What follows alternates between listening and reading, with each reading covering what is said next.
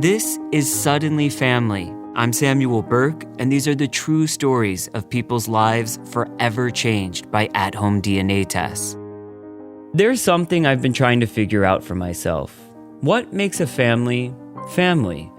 Is it a shared home, shared blood, or a shared family tree?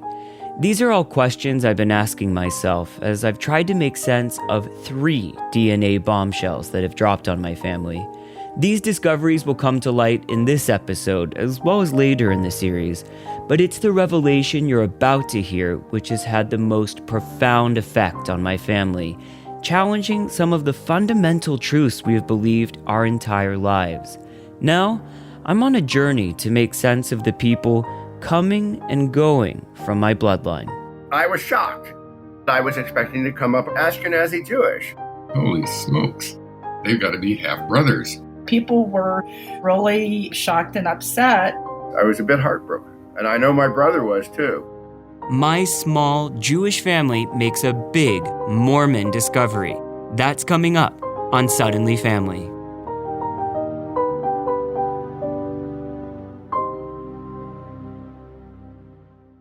If you're listening to this podcast, that means you appreciate investigative storytelling. What if you had the chance to investigate and share important stories? Whether you want to dive into a new career in journalism or start your own investigative podcast, the Cronkite School of Journalism and Mass Communication at Arizona State University offers a variety of graduate programs just for you. My first step was visiting cronkite.asu.edu, where you can explore the master's degrees in investigative journalism, mass communication, and sports journalism. Now, back to Suddenly Family. Dad, you were born in the early 1950s in Arizona, and I'm just curious, how would you describe your life growing up in Phoenix? I had a very good life when it comes to material possessions. We had a large home in a good neighborhood. My father was a lawyer. He was a very well-educated man. His office was not far from our home and very close to my grammar school, and after school, a lot of times, I would ride my bicycle over to his office. I always felt I had a very, very close relationship with him, a good relationship. Your dad was Dutch and Grandma, your mom, was Jewish, and she was a very quirky woman. And even though you grow up in this very fancy neighborhood, can you kind of describe how Grandma stood out? She dressed like a homeless person, and she was always cooking something. I would walk into the house and she would be in a schmata, as I think we would call it, and she'd be somewhere in the kitchen preparing something to eat for her family.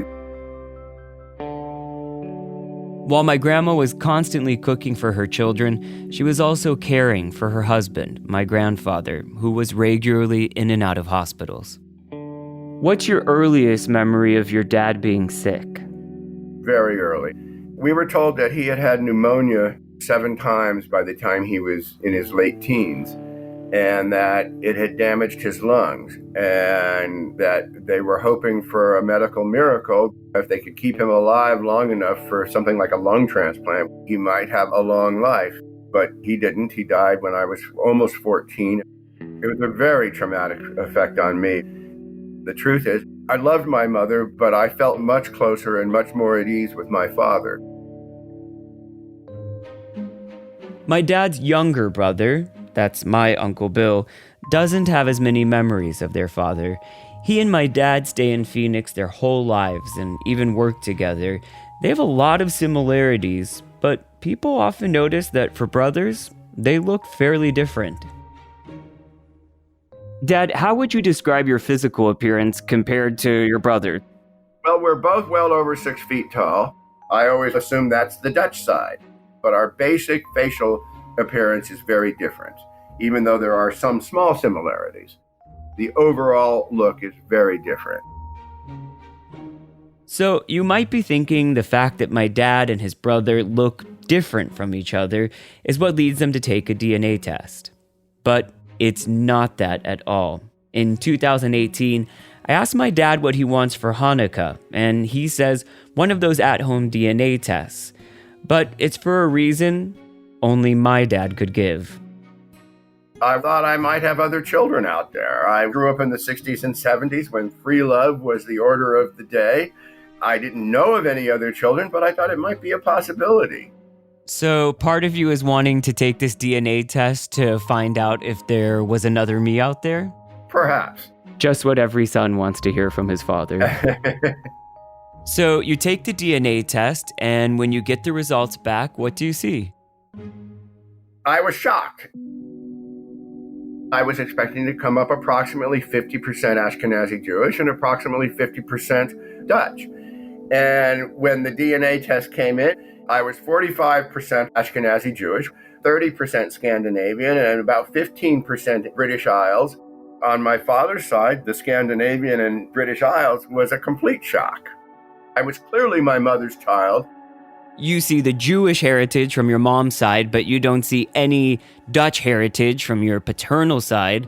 And you call me in something short of a panic saying, it says I'm not Dutch, it says I'm Swedish. But I'm thinking, well, the Netherlands really isn't that far from Sweden, so maybe your Dutch family just originally came from Sweden. That was sort of a stretch. At first, I was pretty upset because my identity had always been that I was Dutch and Ashkenazi Jewish. And all of a sudden, that identity was being challenged. The longer my dad stares at his results that say 0% Dutch, the more shocked he becomes. And it causes him to go into DNA denial. Then I decided I'm going to take a different one. They must have made a mistake. Hoping the science is wrong, my dad orders a second DNA test from a different company. But those results come back almost exactly the same, mainly Jewish, Swedish, and not a drop of Dutch. Now there's a whole DNA domino effect going on inside my dad's mind. If he isn't Dutch, maybe he and his brother have different fathers, and that could explain why they don't look alike. I'm realizing there's a reasonably good chance that Bill and I are not full siblings. So I called my brother and I said, Bill, I think you need to take a DNA test. He calls me up and he's like, I took the DNA test and it didn't come out like we thought we would. The Jewish part, yes, but the Dutch part, no. And then he goes, we may only be half brothers. I said, you know what? Scandinavia is really close to Holland. I'm sure it's just, that's all it is. And so he makes me get a DNA test just to see if we're really full brothers. So I finally do it. And it comes back almost the exact same genetic makeup as his. So I call him up and he's like all relieved. Oh, I'm so glad, Case closed. My dad and my Uncle Bill's DNA results say they're full brothers, 100% sibling match. My uncle's DNA results come in exactly like my dad's, mainly Jewish and Swedish. None of us really understand why they come back with no Dutch heritage. Maybe their great-great-grandparents came from Sweden originally and immigrated to the nearby Netherlands. I kind of feel bad the DNA test I bought my dad made him so anxious for a few months. And now it looks like the science proves he was all worked up about nothing. Until a year later, when my uncle receives a message that changes our lives forever.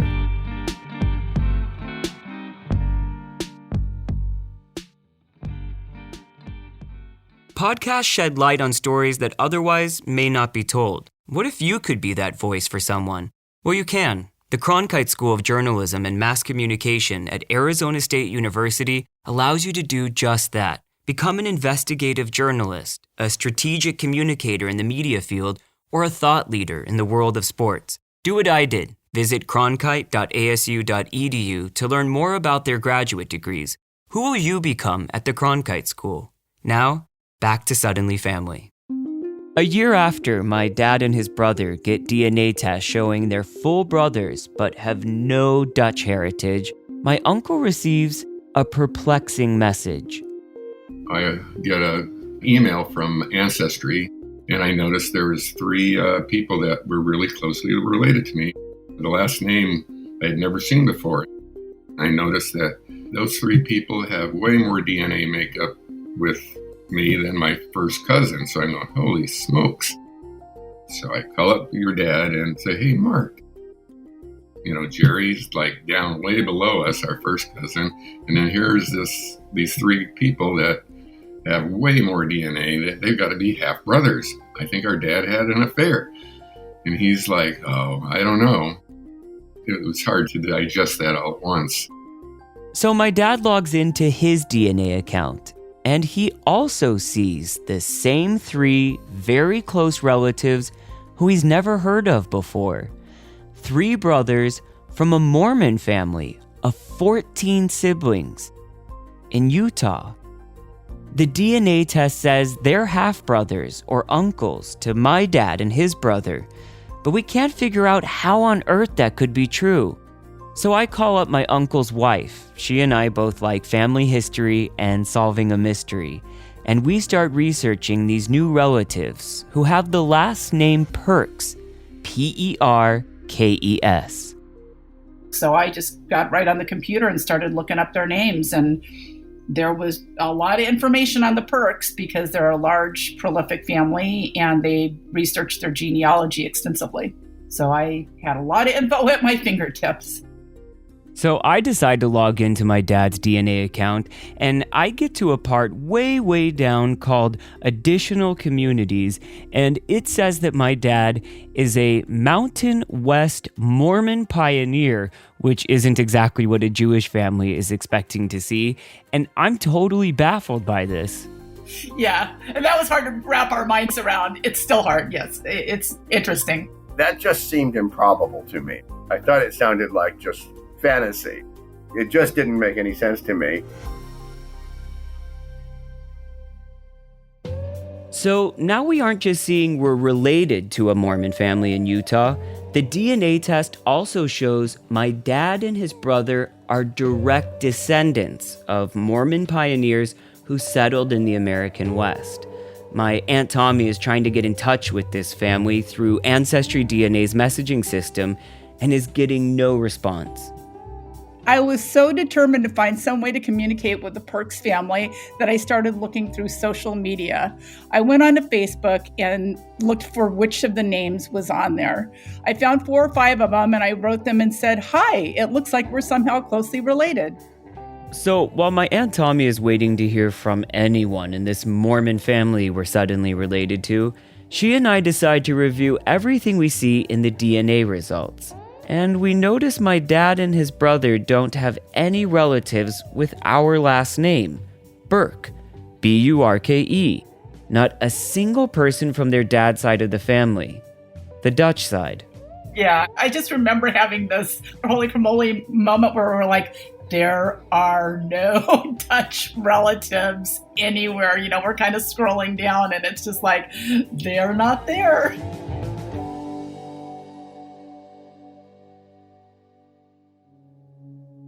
I start wondering, if my dad and his brother don't have any Dutch blood, and they're not related to anyone with their same last name, maybe the Dutch man who raised my dad and his brother wasn't their biological father.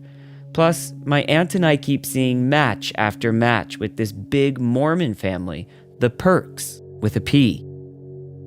So then I start Googling each of the 14 siblings in this Mormon family from Utah, and then I get to one of the brothers whose name is Roland Perks, and he's the right age to be a father to my dad and Uncle Bill.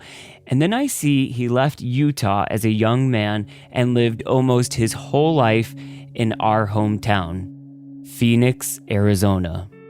Oh, it's got to be Roland. I start looking for photos of this stranger, and when I find a photograph of him, everything stops for a moment. I'll never forget it, because I knew my family's life would never be the same. Right away, I see both my dad and his brother in this man. I see my dad's mouth. I see my Uncle Bill's eyes. I even recognize some of myself in this picture. And as I read more about Roland Perks, I see his family is of mainly Swedish heritage. And it finally all comes together. The man who raised my dad and Uncle Bill was not their biological father. This stranger to us, Roland Perks, is their biological father. So my aunt takes the picture and shows it to my uncle. Yeah, I see it in the eyes. I was like, it's hard to take all that in at first. It didn't hit me really at that point. I said, so my father's not my father. It was hard to take. A few times I got real teary-eyed. I didn't freak out or anything. Not until later. Not until later. As this DNA result starts sinking in, it's hard for me not to notice seemingly little statements like that. I didn't freak out. Not until later. I'm realizing this DNA test is rewriting people's lives. And now I have to call my dad with this discovery.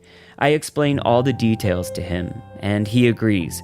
Roland Perks must be his biological father. I'm now having to reassess my whole identity, or at least a large portion of it.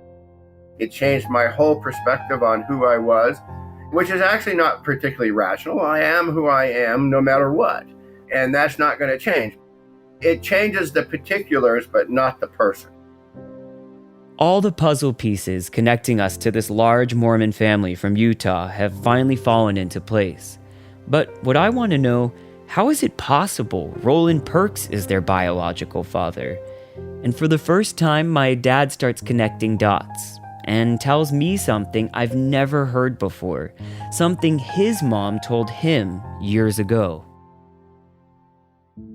I knew that my parents were older than most parents, and at some point I must have asked her why it took 12 years to conceive, and my mother had told me that she would see a pregnant woman on the street and she would start crying, and that she so much wanted to be a mother. And all I know is that she told me that they had trouble conceiving and that we were a product of modern medicine. What did you think when you first heard that? Well, that's great. Modern medicine made it able for them to have children, and that means I'm around. Well, if that's how come I'm here, that's how come I'm here. How old do you think you were the first time you heard that? Maybe 8 or 9. And did you ask any follow-up questions? I don't believe so. This was a piece of information that I was handed. I didn't think of it as being good or bad. It was just a matter of fact. I never asked what the modern medicine was. I had no idea. Putting all this together, the DNA results, along with my grandmother saying modern medicine, leads us to believe my grandparents used a sperm donor to have children. And that sperm donor was Roland Perks. Amazingly, it appears they used the same sperm donor to have both my dad and his brother. We learned that when my dad was born in the early 1950s, private clinics were just starting to offer artificial insemination treatments. As they start processing this new reality, my dad is hurt that the dad he adored so much wasn't his biological father, while my uncle feels deeply deceived by his mom and dad. Holy shit, my parents have lied to me for all these years. What the heck? So you feel a little betrayed, but I eventually came around and dealt with it, I guess. I guess. That's another one of those phrases that make me feel guilty about buying this DNA test. My uncle was very close to his mom, my grandma, and now he really feels as though she lied to him for years.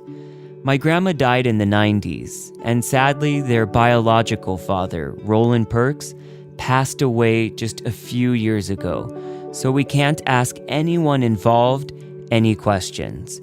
And we can't find any medical records either. I'm confused why my uncle feels he was lied to, though, because my grandma did tell my dad they were the product of modern medicine. But my uncle recalls something else about my grandma's explanation of modern medicine. Probably in my teenage years, she mentioned something that our dad had a low sperm count, and that's why they couldn't have babies for a long time, and then they did testosterone therapy, and then they could have babies. And that's what I remember. What did you make of that at the time, if you made anything of it? I said, oh, well, that's cool. I'm glad he was able to do it. I didn't do any research into it until later on when I found out all this DNA evidence said otherwise. So I went online And this is just a few months ago. I should have done it years ago. And then I could have brought that up and say she was lying because testosterone makes your sperm count go down. So that couldn't be true. So there was another lie. My Uncle Bill is right. I speak to experts who say testosterone doesn't increase sperm production, it actually reduces it. Whatever my uncle was told, he certainly wasn't told the whole truth. And then something interesting starts to happen. My uncle begins wondering if his sperm donor wasn't just some random sperm donor. Maybe there was some type of connection between his parents and his biological father. Maybe their mom had an affair with him for the purpose of getting pregnant. Maybe Roland Perks was a family friend and they sought him out to be the sperm donor. My uncle's considering a few scenarios. I believe that they knew him. Now, I may be just making that up, but I'd rather not be a test tube baby. I'd rather have my parents pick out the person that was my father than just the random act of, just chance. Or at least my mother saw something in my biological father that she wanted to have kids with. That somehow sits better for you. Yeah, it sits better for me. My dad isn't on the same page as my uncle. He believes they were conceived using an anonymous sperm donor. And that's the thing about DNA tests. They've given us some answers, but left us with many more questions. My dad and uncle are looking at the same DNA result and come up with two totally different conclusions. So I decide to speak with expert Wendy Kramer, founder of the Donor Sibling Registry. She's done extensive research into the history of donor conception, and I ask her for help with the different theories my dad and uncle have come up with. Specifically, my uncle's consideration, his mom may have had an affair to get pregnant. Well, my experience is when these secrets are revealed, kind of the knee-jerk response that I see a lot is, this can't be so. My mother must have had an affair. They just say, no, there's no way my parents would have used a donor. So I think the first response is often complete denial. Given your knowledge, if my grandparents did indeed use a donor, what would the medical process have been like, including choosing a sperm donor in that time? Well, most likely they wouldn't have chosen a sperm donor. The doctor would have said, I will get you a donor sperm. I will get you a medical student, is what most parents were told. And he would have asked either a medical student, a colleague, someone that he knew, or what happens quite a lot, the doctor himself would have used his own sperm. And it was all very hush-hush, come in the back door, don't tell anybody, we won't tell anyone, you will never tell a soul, never tell the child. And it would have been done in a doctor's office with fresh sperm. There was no frozen sperm at that time. And be it the doctor himself who went in the other room, or if there really was a colleague or a medical student or someone that he knew, he'd be in the other room and then think turkey baster.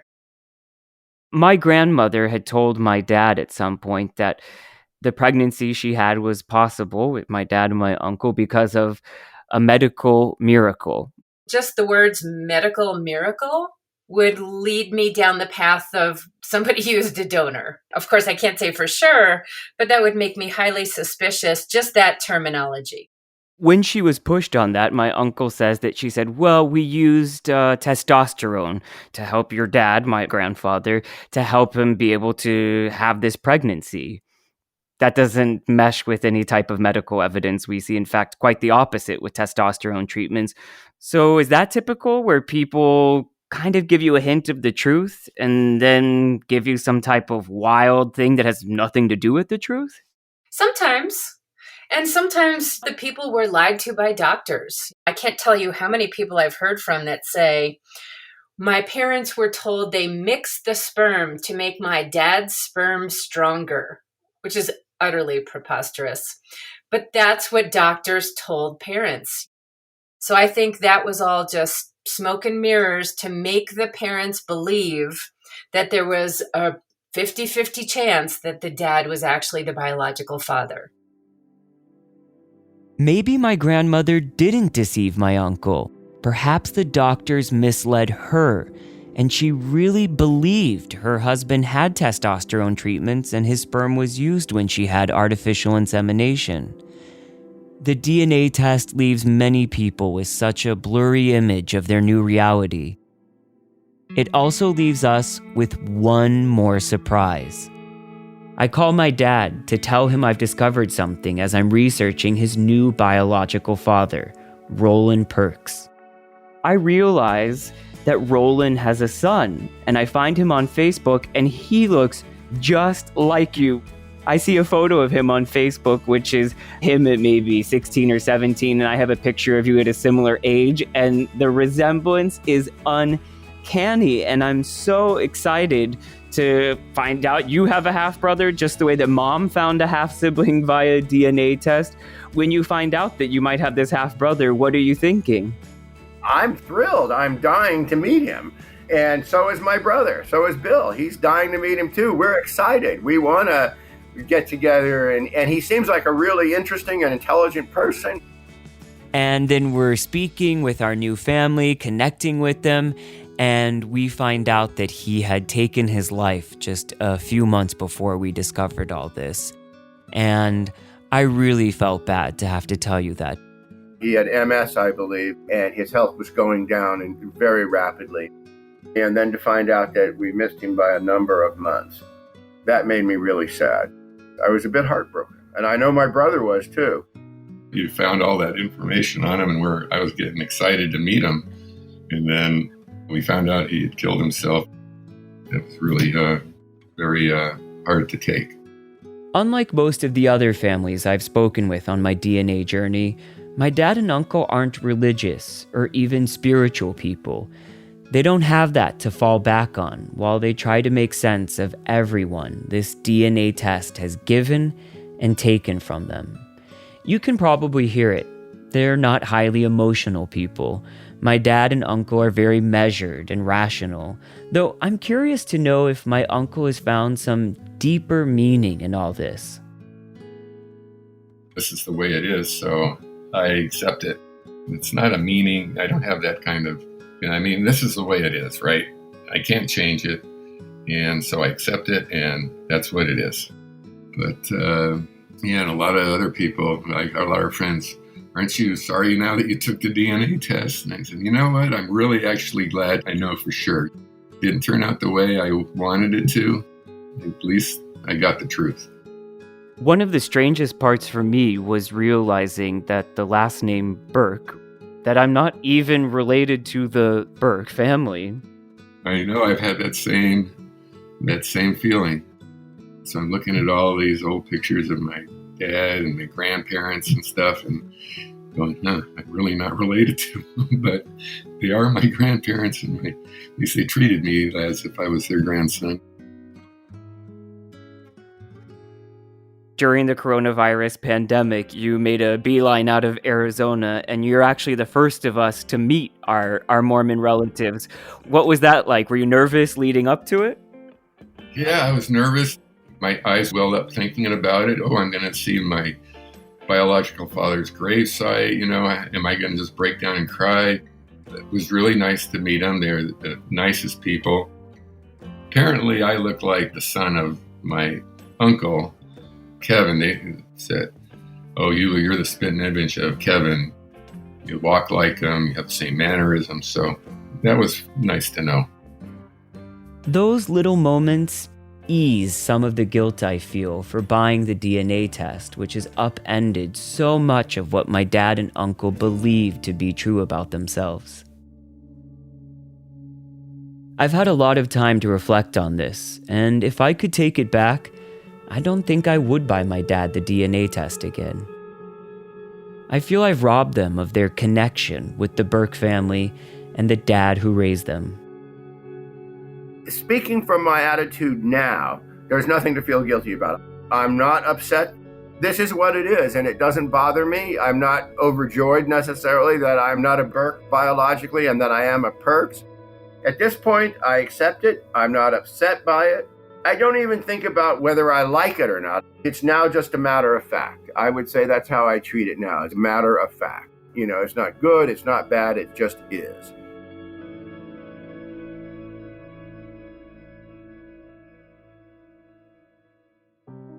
On the next episode, a deceased man's DNA account holds the secret of a lifetime.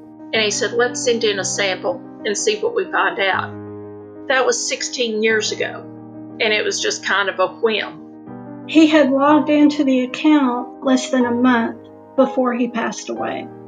And there he was. And I opened it up, and I started reading it, and I was in shock. Is this a scam or what? That's on the following edition of Suddenly Family, a production of CNN Philippines and Loomis Productions. Our editors are Lori Burke, Elizabeth Joseph, and Elaine Lee. Sound engineer, Levi Mercurio. Executive producer, Michelle Ancheta. Executive consultant, Army Harin Bennett. This show is created, written, and hosted by me. I'm Samuel Burke.